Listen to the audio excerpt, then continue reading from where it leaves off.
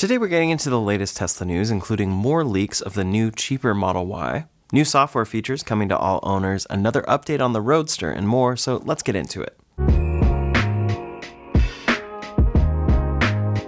As we talk about frequently on this channel, Tesla is constantly working on ways to improve their customer vehicles, and that manifests in a lot of ways. There are software features, hardware improvements, and retrofits.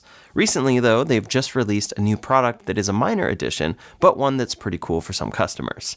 For 2020 to 2024 Model 3 and Model Y vehicles in Canada and the USA, Tesla is now selling an aftermarket light strip for use in the vehicle's frunk. It easily attaches to the vehicle's power supply using an included adapter, eliminating the need for batteries or wiring harnesses. It has an IP67 dustproof and waterproof rating on both the light and the adapter, so it should be resistant against the element if you accidentally left your frunk open, or if things did get in there. Then they are currently working on a separate version that will work on the newer refreshes of these vehicles. For now, it's only the older versions of these cars. It's definitely something that looks cool and will be functional when you're looking to do something in your frunk in the dark.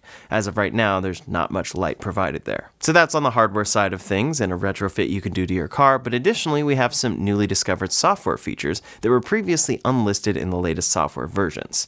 First, pin to drive is now mandatory to enter, even if you gave permission to drive this vehicle through the remote start feature in the app. So if you have pin to drive on already, it's now required for that. That's what this is saying. It's a small security feature that really ensures only authorized people can actually drive this car. Then they now have a warning that appears on screen if the car detects you have left the trunk open while starting to drive. This alert is very clear. Then the Energy app has been improved to show the average vehicle speed for a given route and tells you how much energy you could save by slowing down there. That's definitely something that's interesting to see because not a lot of people are fully aware of how much you could actually save with the time on a longer trip by actually driving a little slower and then not charging quite as much. Another feature here is that an orange dot will now appear on the screen near the speedometer to alert you that the car is actively using its internal microphones. It uses this for full self-driving assistance. Then in the dash cam viewer, you can now choose whether to display the normal crop or slightly wider video feed, which is a good improvement there.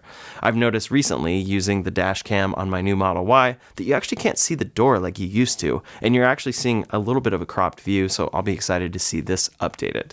You can also now delete multiple dashcam viewer event clips all at once for easier file management, and you can now look at the blind spot cameras while the camera app is open. And then they've also added some improvements to service mode for easier diagnosis of audio hardware related problems. There's also a cool new feature that we've talked about before coming to new cars in the update that includes Grok. But Tesla just posted about this saying, turn your Tesla into a rave cave with the new light sync feature rolling out now in software update 2025.26+.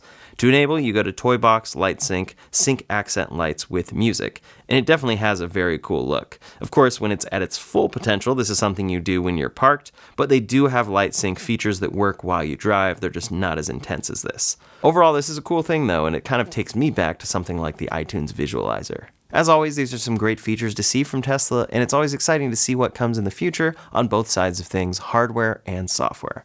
Next up today, the Cybertruck has been out for a while now, and it's readily available. If you have wanted to get one, you can definitely go get one pretty much today. But the biggest problem here is the price. This still starts at $70,000, and that $70,000 version comes with a lot of reduced features compared to what we originally expected for around that price tag.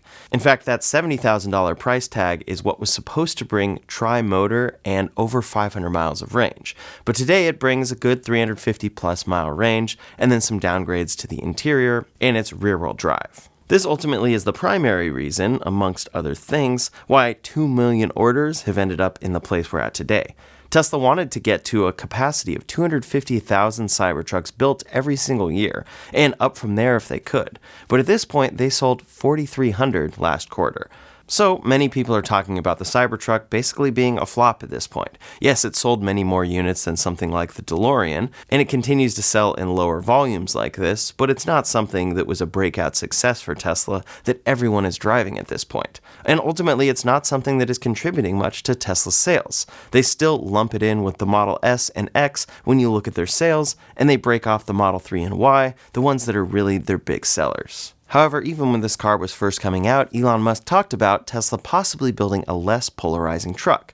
Quote, "If it turns out nobody wants to buy a weird-looking truck, we'll build a normal truck, no problem. There's lots of normal trucks out there that look pretty much the same, you can hardly tell the difference, and sure, we could just do some copycat truck. That's easy. So that's our fallback strategy." Of course, at this point, if Tesla truly did this, it would take some time, but for now, they are very focused on autonomy. And also that fallback plan is something that did cost them a lot of time and money and research and development. The Cybertruck has a lot of awesome technology, but if they're going to revert to some sort of fallback plan like this, it's unfortunate regardless. In any case, in a recent interview with Tesla's VP of Vehicle Engineering, Lars Moravy, he said, quote, "We always talked about making a smaller pickup. I think in the future, as more and more of the robotaxi comes into the world, we look at those options and we think about, okay, that kind of service is useful not just for people, but also for goods. We've definitely been churning in the design studio about what we might do to serve that need for sure." This is very interesting to hear from Tesla, and it's another quote from an executive that really shows where their head is at for the future. They're not really even concerned at this point about making a smaller pickup truck for somebody to drive. They're thinking about a smaller pickup truck that's more useful for cargo when operating as a robotaxi. Either way, that robotaxi still has not actually arrived, so we'll see what ends up happening here. Of course, we're expecting that more affordable Model Y, which we'll talk about in a second, but could Tesla make an actually now affordable, smaller Cybertruck, or would this just be a smaller pickup with more of a normal design, specifically designed for cargo? I think that if they kind of did something like they've done with this new Model Y, where it has some Cybertruck type flair to it with the light bars, and then they made it more of a normal truck in a smaller size, and they even could make a 2-door and a 4-door version, it would probably do quite well. But either way, it shows us that Tesla is thinking about a lot of products into the future. As they go forward with the idea of the robotaxi, of course, if they achieve that, there will be that dedicated cybercab they've unveiled, but it seems they have a number of other cars planned in mind to be robotaxis. We'll see how this all goes, but for now, what are your thoughts on a smaller Cybertruck? Should Tesla make a smaller version of this truck, and would that help it out, or do they just need to make a totally normal truck? Leave a comment below to let me know your thoughts. Next up today, Tesla's affordable version of the Model Y is on the cusp of being released. At this point, they're saying it's coming in Q4, and we've officially seen a lot of this car leaked. I did a full video breaking down all of these leaks in depth, but to reiterate, we do see a number of exterior and interior changes that should help bring down the cost of this car. First, for the exterior, the headlights are moved up to the spot where the light bar is on the new Model Y. On the new Model Y, you have that sweeping light bar, but it's actually just daytime running lights, and then the headlights are below there.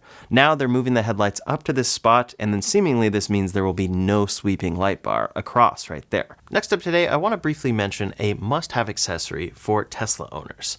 In Tesla vehicles, there's no good built-in way to store your sunglasses, and that's where the StorWedge comes in. This is from the company that makes ScentWedge, and this attaches simply to the base of the center screen, keeping sunglasses hidden yet easily accessible.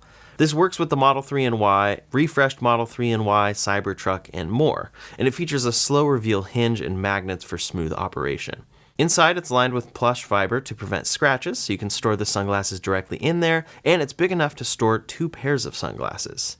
I definitely recommend checking out the StorWedge for yourself, and I use this in each Tesla vehicle that I have owned, so you can check that out linked in the description below and get 5% off with the code Ryan. Another exterior change that you really notice from the inside as well is that there is no glass roof. It's simply a dark roof there that will still allow for a lot of headroom, but definitely no views. This is interesting to see because this is something that some people will prefer. Let's say that you live in Las Vegas. In the summertime, most people just want to have that covered. No matter how good it is at refracting light in the new version of the Model Y, it's still just very hot with a glass roof, so hopefully this will do a better job. Then around back, there's no rear light bar. Instead, in that spot where the indirect light bar reflects, it's painted in line with the car's color. Then when we go inside, we can see a much simpler center console and simple cup holders. There's no drawers covering those, and then they've really just added a pass-through here, which probably eliminates a lot of material for the storage they have in the center console. There's still a wireless phone charger, a screen, and a steering wheel with a blinker stock in this current version, but I could see the removal of LED lights around the interior being another part of this. The interior was mostly covered up. Then we can see that there are simpler seats, and these are possibly still pleather. It's hard to tell if they're this or textile seats like they've done with the Cybertruck and the cheaper Model 3 that ships in Mexico, but they're definitely not ventilated because they're not perforated. That first leak there was spotted close up, and we got a lot of those details, but now another of these Model Ys was spotted near Fremont. We can tell because the headlights are indeed in that upper spot, peeking through this cover, and they really have to be out there. So as such, we've seen a number of great renders from people showing what this could look like. This is the first one from the front, and it really emphasizes the front without a light bar. It looks a lot like the current Model 3, and I think this overall is an interesting change to see from Tesla, since it's so different than the Model Y that they ship today. It looks a lot more like the Model 3, like I said, but then it seems you would only have to swap out the front bumper and then those lights, which would be fairly simple for Tesla to do from a production standpoint. Overall, if that helps them bring down cost, it will make sense, but it's one of those things where it's a different enough design that some people actually might prefer the cheaper one, even though they want to upgrade for the other features that come with the more expensive version. From the side, it looks pretty much the same, but then around back, we can see a render of what the removal of that reflective light bar looks like. Instead, it might sweep across like this, but be direct, or not have anything there and just be a black strip that connects the taillights. Then some other people have posted other renders that keep the front light bar, but it's integrated with the headlights. This is actually something that would make a lot of sense for Tesla to do, to integrate it with the headlights, and that's kind of what they did with the robotaxi design, but it's possible they put the headlights there and then don't have the sweeping light bar, since it probably would have to be headlights on the sides and then the light bar just in the middle. Some say that that has to do with current regulation, but also I could see Tesla, again, removing that center light bar, or maybe this is just a dark section that connects the headlights like they're doing in the rear. From the back, here's a similar design with that line sweeping across, but just the taillights lit up. Again, it's interesting all around to see these changes to the exterior that set it apart, because upgrading from a new base model to a long range will come with design changes that maybe not everyone will love. Overall, it's simpler than a split bumper and a rear sweeping indirect light bar, but what would you prefer actually? Between these renders and the current Model Y, which do you prefer? Leave a comment below to let me know your thoughts. At the same time that we're spotting this more affordable Model Y, which is probably the one people are most excited for, we're also seeing Tesla out testing the performance Model Y. This appears to have been spotted in San Francisco, and again, people suspect this is the performance model because it has that full light bar in the rear that reflects. Of course, that affordable model at this point we don't think has that because of those other leaks. So those are the two versions of the Model Y we're expecting soon in the United States, and then we'll wait to see if that Model YL actually ends up making its way to the United States as well, or if it's China exclusive. Next up today, no matter what, Tesla is one of the companies at the forefront of AI, especially with AI self-driving technology. So achieving that level of sophistication requires a lot of constant upgrades and investments in order to stay competitive on both the software side and very much the hardware side. We've seen Tesla spending a lot of money to grow their AI data centers and also working on the next generation of their in-car hardware. Just recently, Tesla announced a huge multi-year deal with Samsung to produce AI semiconductors for Tesla's upcoming AI6 FSD chip. The deal is for Samsung's upcoming plant in Taylor, Texas, to produce chips for Tesla through the end of 2033.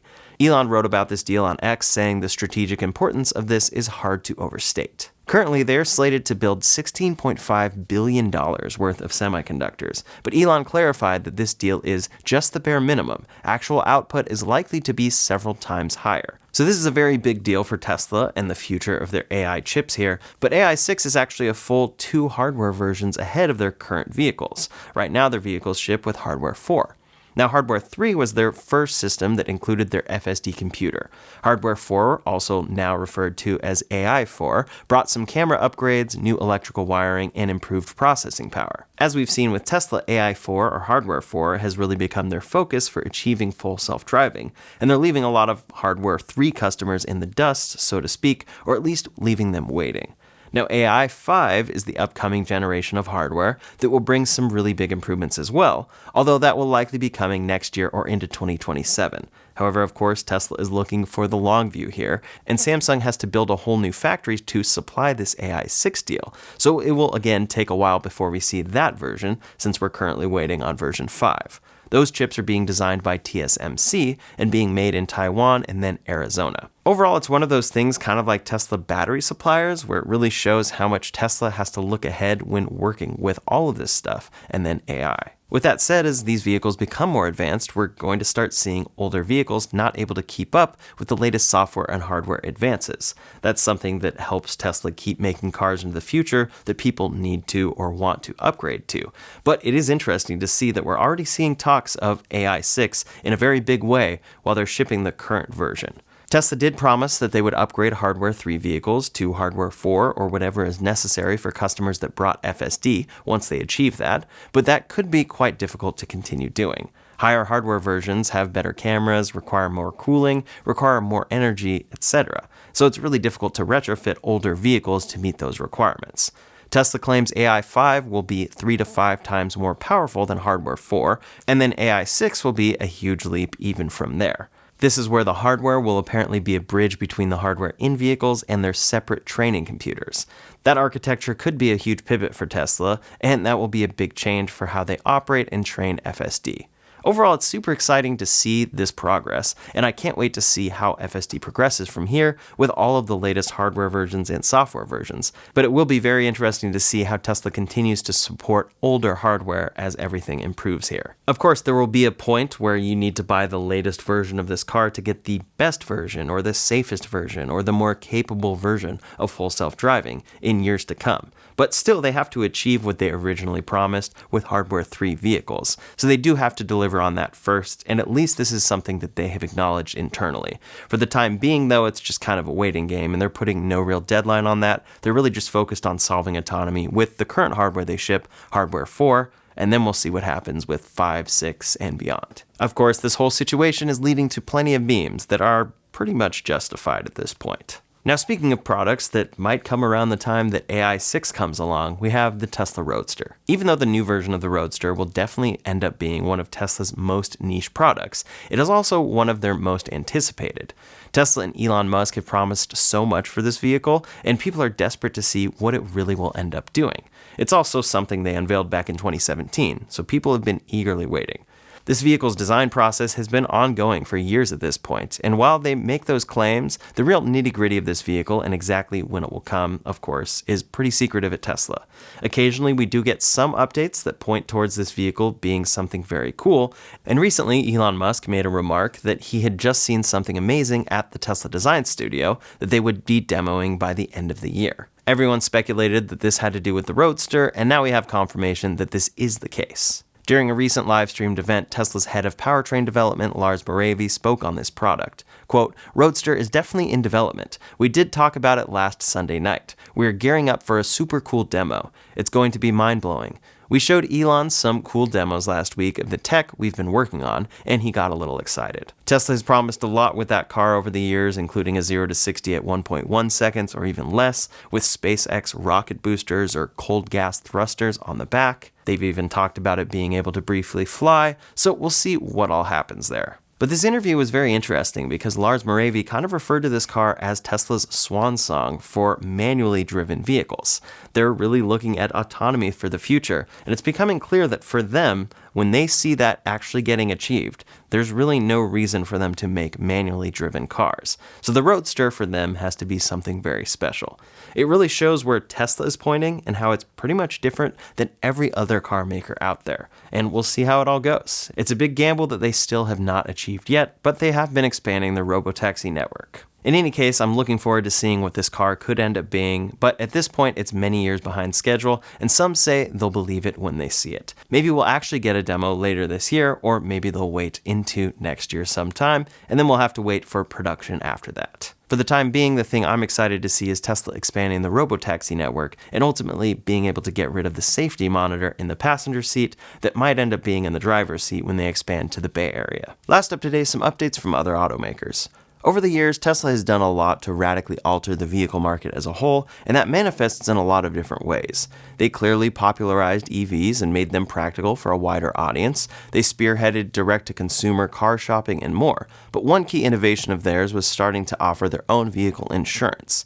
Tesla vehicles are notoriously expensive to insure through other brands, so Tesla started to offer their own insurance to help drive down costs. This was a huge moment for Tesla and did a lot to make their cars more affordable, as far as overall cost of ownership.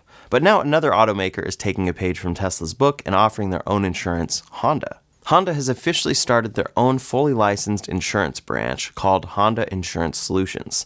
The company will offer insurance to Honda and Acura customers, much like Tesla does with their own customers, but Honda is planning on offering even more services. Beyond their cars and motorcycles, Honda is also planning to offer broad coverage for things like trailers, RVs, homes, and even pets. This is part of Honda's broader digital vehicle sales platform strategy that they're developing, hoping to sell vehicles to customers outside the dealership model and overall deal with customers more directly. Unlike Tesla Insurance, Honda Insurance is making a few different choices. They're not offering discounts on insurance or bundling it into vehicle financing like they have done in certain countries, but rather they hope to deepen relationships with their customers by offering coverage on not just their own products, but rather on any product you may already own, streamlining the whole service there. This is very interesting to see, and I'm curious to see how it all goes here. It could be really big for Honda as a whole, and many people might choose to use this. And then the question is, will other automakers follow suit? We'll have to see. It could be that Honda is your next big insurance provider in the years to come. Over at Kia, they've just launched their EV4 Fastback, which is the 4-door version of the EV hatchback, which they just released a few weeks ago. With this vehicle, Kia really wanted to focus on aerodynamics and affordability, making this car a really great and streamlined option for many. This vehicle has the lowest drag coefficient that Kia has produced, enabling it to travel up to 380 miles on a single charge. That's a very impressive range, and it starts over in Europe at 40,895 pounds, or about $55,000. That's a few £1,000s cheaper than the longest range Model 3 in the UK. It does come with worse performance, however, if that's a deal breaker for you. The EV4 Fastback hits 0 to 60 in 7.9 seconds, compared to 4.9 seconds for the long-range rear-wheel drive Model 3. This vehicle is only in Europe right now, and we'll see if it makes its way to the US. In any case, it's always good to see competition for vehicles like the Model 3, and people will probably like the range here. That's all the latest Tesla news for today, so in the meantime, if you want to see an update about my experience renting Teslas on Turo and all my horror stories there, you can check out that video linked up here or in the description below. Thanks so much for watching, and I'll see you on the next one.